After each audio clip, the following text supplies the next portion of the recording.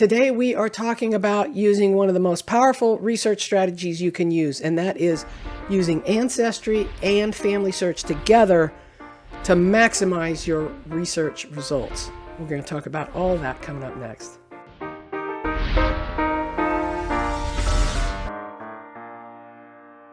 Forgive me if I sound a little hoarse. I'm on the tail end of a cold, and so I wanted to get this recorded so that you could have this information because it's just phenomenal. Now, there is a handout for this for the different memberships. So if you're in the Patreon membership or the YouTube channel membership, or you're an Academy member, you have access to this handout, or you can just purchase it on the website at genealogytv.org. But it is several pages long, and so with that, let's get started. So let's talk about the differences between Ancestry and FamilySearch. You can see them here side by side that I have put on the screen here. And over on Ancestry, this is a paid subscription if you're not familiar. And you can actually start a tree for free on Ancestry. You can Google that and figure out how to do that. It's not that hard. But you won't have access to some of the records. Now, over on FamilySearch, it is 100% free, and you can have access to all of the records over there. So why would you not just join at FamilySearch? A couple reasons. One is on FamilySearch, the tree is a collaborative tree. Everybody is working on the same one giant tree. Now, when you find yourself, when you start a subscription over at FamilySearch, you're going to put yourself in and your parents and whatnot, and eventually you're going to connect to that world collaborative tree. So over here on FamilySearch, we're looking at just the one little part. In my case, I'm down here in the center. We're looking at one tiny aspect of the giant tree, but it's focused in on me because I've set myself in the tree in my settings so I know where I am, right? So over on Ancestry, the difference is it is your tree. Nobody's changing it unless you've given them permission to be a collaborator. Are the records the same? They do overlap in some cases, but in other cases, FamilySearch might have records that Ancestry doesn't have and vice versa. So by using both of these platforms together, not only can we find more records, but sometimes we can see records better on one platform than the other because they might have been indexed at different times, or they may have been imaged at different times. So one's more faint than the other and it's more legible. I'll show you an example of that here in a moment. But just keep in mind that there are major differences in these two platforms. The algorithms work different. The search engines work different. The indexing could be different, right? So some of these records were indexed by people. Like at FamilySearch, there's like thousands and thousands of volunteers who index these records. And while there's a lot of indexing that has happened over at Ancestry as well, they might have been indexed by different people. Therefore, they may have interpreted the handwriting differently. So you may be searching on one platform and find something and not find it on the other platform, even though both of them have the same set of records. Now, they don't all have the same set of records, but census records is a good example. They both have all of the United States Census records. So just keep that in mind. Okay, here's an example where we're going to use both platforms to search for the same record. Let me show you. So let's pretend we're working on Jameson Booth right here. All right, so we're going to open up his profile. And when we look at his profile and we look at the records, we're going to look at this 1830 census, for example. And it's really hard to read. It's really faint. It's a little grainy. We can't really see the details. Now, Jameson Booth's mother was Elizabeth Ferguson.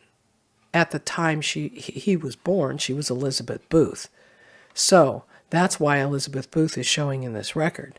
But to find it in here is a little bit challenging. Here she is, but it's really, really hard to read. Okay, so what we're going to do is we're going to find the same record on FamilySearch.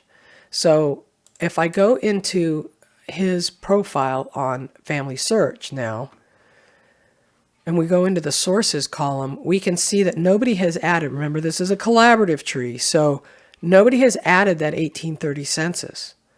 But I have it on I use Ancestry as my go-to tree. So I have it over here. So if I want to find it and add it to Jameson Wesley Booth on FamilySearch, I can go up to Search, Records. Now, in this case, it's going to be easy to find the same record because we get lucky. There is a family history library film number right here in the source area on Ancestry. So I'm going to copy that, Control-C to copy. And then over here on the Search Records tab, takes me to this page. I'm going to click on More Options, and I'm going to scroll down to where it says Image Group Number or Film Number. That's what I want. I'm going to put the film number in and hit Search. Now, if I didn't have that film number on Ancestry, and this is another great reason why these two work together, because a lot of times Ancestry and FamilySearch collaborate on records. And so that's why you see that family history library number in there, is because there's clearly a collaboration there. And so what I'm going to do is now I want to search for the last name Booth on this record set. This is a microfilm roll, and I realize it's kind of hard to see. This isn't normally how you would see it because I've got the screen split for you. But here's Elizabeth Booth. So if we open that up and we go into the record and we zoom in, we can see that Elizabeth Booth is much more legible than it is over on Ancestry. Is that always the case? Sometimes I find it clearer on FamilySearch than on Ancestry. However, it could be the other way around. It just depends. They were probably microfilmed at 2 different times. And so, therefore, we found it. Okay? So if I want to add this now to attach to the tree, so what I want to do is I'm going to select Elizabeth Ferguson to make it easy, because this is Elizabeth Booth here, same person. I click Attach, and then I could probably add the son, Jameson Wesley Booth. For now, I think you get the point that you can see both sets of records on both Ancestry and FamilySearch. Sometimes it's easier to see on one over the other. Okay, let's talk about searching vital records.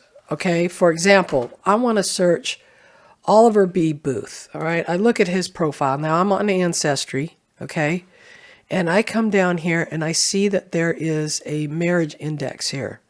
And again, I get lucky with the film number, all right? So I could copy that. However, we've got enough information here to know that Ollie Booth and spouse Melissa Smith, there is a county marriage record set here, but there's no image. When we view the record, there's no image available. So we want to find the image, and FamilySearch is really big on these vital records. So let's go over to FamilySearch and see if we can find it over here. So in going into the same ancestor over here, let me minimize this so you don't get confused. In fact, let's maximize this one.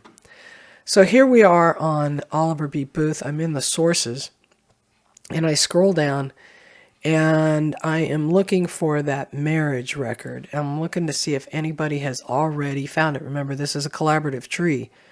Here it is. So somebody has already found this record, and I have an image. We always want to seek the image. So whenever there is an index, you want to find the original image. And so here is a marriage license for LCB Booth to Julia Fall. This is him. This is actually the son of Oliver B. Booth. Let's see if Oliver B. Booth is in here. Okay, Oliver B. Booth is not in here. He is in here as the parent because LZ Booth is naming his father, Oliver B. Booth, which you can hardly see. But Ollie Booth is listed here because he's named as the father of his son in his son's marriage license. All right, so if we go back, there was another marriage record in here. So let's collapse this one and go to this one and see if this is the record for Oliver B. Booth. This is Bessie Booth. And again, she's naming Oliver B. Booth as her father and Melissa Smith. So going back over to Ancestry for a moment, if we look at those marriage records that we were talking about, if we look closely at the index, it shows a child. And that FHL number is fine. That was what we found over there. But this was not the marriage certificate for Oliver Booth and Melissa Smith. It was the marriage certificate for Elsie L. Booth. But by drilling in, we now can verify what it is this index is by looking at FamilySearch. It was not necessarily a marriage certificate for Ollie and Melissa, but it was both of these, actually. This one was the Bessie B. Booth one, where she is getting married and naming her parents. So by going to the effort to finding it on FamilySearch, we now know that these records are not necessarily the marriage for Melissa Ann Smith. If you'll notice, there's no source drawing here. And it might be because I may not have found it yet. And so that is further work that I need to do to search for a marriage certificate for them. Does it exist? I don't know. Just for grins and giggles, let's see if we can find that marriage record. I kind of doubt it because I think I've already done this, but let's try. So here I am on Ancestry, and I'm going to go to search. And in this case, I chose birth, marriage, and death records. Now, I went ahead and as I started typing his name popped up. I hit that so that it would pre-populate with all of this information. Sometimes this is too much information, and I really don't need all of these children listed here, but we're going to go ahead and do this anyway. I can narrow by category by clicking on marriage and divorce. I'm going to do that. And it, again, reset it. So let's go Oliver B. Booth again. B. Booth, this is him. And it pre-populates again. Now I could narrow this. Basically, this is the same thing we do in the card catalog as we keep narrowing down. Let's go ahead and hit search. We have Oliver Booth, Ohio, spouse. This is the same record we saw before, so that's not it. That doesn't look like it. I know that this is Benjamin Franklin Booth, so that's not it. Nope. Different spouse. I'm not seeing it here. So I'm going to go over to FamilySearch and try and do the same search there and see if we can find it. Okay, to do that same search on FamilySearch, it would be a little bit different. So again, we're looking for Oliver B. Booth and Melissa Smith. We would go to search records, and here I would hit more options, and I would put a marriage in here, and I would put the details of the marriage. I'm going to guess that this is not available online, but we'll find out. Her last name was Smith. So to make it easier, I've got Ancestry on the left side just so I can get the details of this marriage. So here it is here, and I'm almost positive I got this information from a book about the whole family history. So what I'm going to do is I'm going to put Oliver B. Booth, and so we've got a marriage down here. The marriage place was Wayne County, West Virginia. This is one of the reasons why it's nice to have screens open at the same time. In fact, this is a good opportunity to talk about two different screens. It is really helpful, if you can afford to do so, to have two different computer screens, because then you can have one open on one screen and one open on another. And all you have to do is go to your display settings to make it work. Okay, so the year was 1901. So we're going to go 1900 to, say, 1902, just for a range. We have the spouse in here as Melissa. I have Melissa. I actually think it's Melissa. And then I'm going to hit search, and we're going to see if we can find anything. Now I'm going to maximize this screen so we can see it better. Oliver B. Booth. Let's see what this is. Ollie B. Booth. See, I thought it was Ollie. So what I did was I right-clicked and opened a new tab. So this says there's an image here. It's also connected to the tree, and there's some more details here. This is a certificate of death. Okay, this is not a marriage certificate, but it's evidence of marriage because it says they're married. And there's Melissa Smith. Ollie B. Booth, this is his death certificate. And so that's good information to know. Let's go see what else we can find. Here it says Ollie B. Booth. Now remember, we're on Family Search. He's the father of the bride. So this is one of the children. And actually, that's a Social Security Death Index file. There's Fanny, one of the children. Principal Oliver B. Booth. This is a census record. We really kind of wanted, that's a burial. So just by doing this search, we may find a bunch of stuff that is related or that hadn't been found before. I'm not seeing a marriage certificate offhand. There are lots of records to peruse, but at a glance, I'm not seeing it. So where would I go from here? I would go to the county level and see if I can find a marriage certificate that maybe has not made it online yet. And so I would contact the county in which the marriage occurred. So let's talk about record research on both platforms because they're done a little differently. So we're going to start on Ancestry, and there's like 3 different ways you can do this. There's the easy way and my preferred way. So the easy way is from the Ancestors profile to hit search, right? When you hit search, you're going to get a set of record results based on the criteria from that profile. And so as you can see, I've gotten a whole bunch of record results here. And so what I would do is I would start out going right click, open a new tab, anything that looks promising. And I would then work the tabs. Then there is the card catalog search, right? And remember, anytime you're doing a search, you've got a specific thought in mind. So let me go back just for a second. I'm going to go back to his profile. All right, so I'm going to leave his profile open in a tab because I want to search the card catalog. I'm going to skip over all of these because I'm going to be searching, I don't know, something specific. It looks like there's quite a bit of records here already, but let's just, for grins and giggles, I'm going to show you how to do a card catalog search. So I'm going to open in a new tab the card catalog. Now he was born in Pennsylvania and he ends up in Pennsylvania, so that's easy. All right, so anytime you're doing a card catalog search, what you want to do is you want to start with a blank slate, right? What we're going to do is we're going to scroll down and we're going to search by location first. And we're going to say Pennsylvania. And then again, go back to his tab, 1850 to 1931. So 1850s, let's go let's just say 1800s. And what county is he in? He ends up in Allegheny County. And here's Allegheny County. Now, there's 2 thoughts here. Stay at the state level or go to the county level. And I say do both. Because if we stay at the state level, you're going to get all the census records. And let me explain.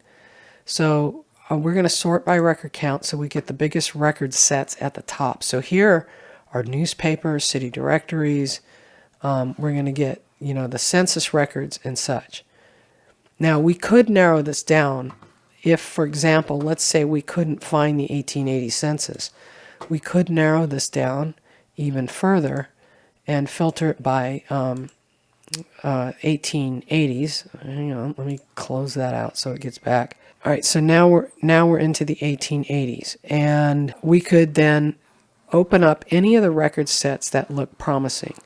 Now, if we wanted to get down into Allegheny County, we could then narrow it down even further and see what might be available. We still have 68 record sets here. This is actually more than I normally see when I am drilling into a county level. So you're going to get things like the history of the county, books and that kind of thing as well when you start getting into the county level. Arriving passengers. Interesting.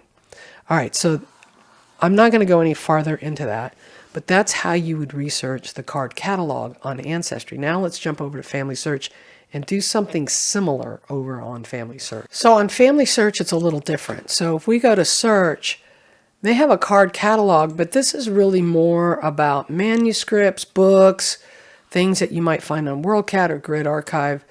You can certainly search by surnames and stuff, but really if you're after the records, you want to go to search records and not the card catalog.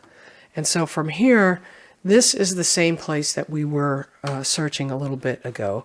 I usually always open up the more options so I can narrow it down a little bit further. Again, you can search by FHL number if you have it. You can search by name. You can add marriage, residence, death information. And if you'll notice, as I clicked on all of those, it opened up all of these. So we could minimize those if we only are looking for a specific type of record, say a death record. So in this case, if we were going to search, say, a residence, and we wanted to search a specific place and not necessarily a name, we wouldn't do that here. So if we want to search by place, we would then be able to search by place here and browse the places. And it's it's still going to make me drill in. It's certainly easy.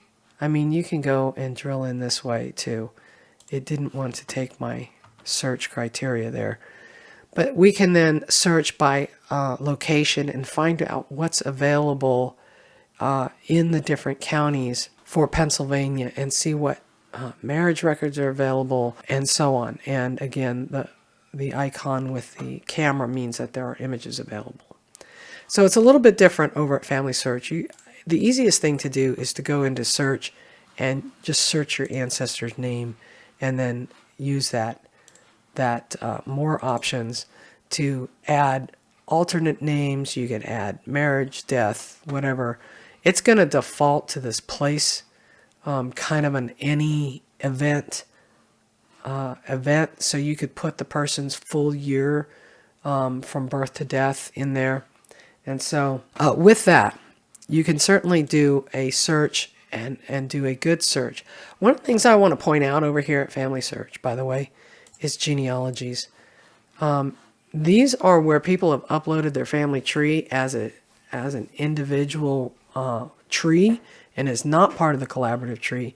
You might find some more clues here as well. There are 4 ways to get the handouts. Now, the first way is to join the channel membership here at the information access level on the YouTube channel, and then go over to the membership tab, and then you can scroll through the posts and find the post that has the links in there, and then all you have to do is download the handouts. Okay, now the second way is over at Patreon. At Patreon, if you're at the Happy Dance level or higher, you can get the handouts. Those come directly to you in an email every time we announce the new video that has a handout with it. Now, the third way is if you are a Genealogy TV Academy member, you have an all-access pass to everything, all the courses and all the handouts and all the videos. And then lastly, if membership does not float your boat, you can go over to the genealogytv.org website and click on the handouts tab, and there you can purchase the handouts for individual purchase. I hope that was helpful. The handouts really do support the channel, and for that, I thank you. Okay, I want to show you one more thing about searching on both platforms with regard to looking for a book.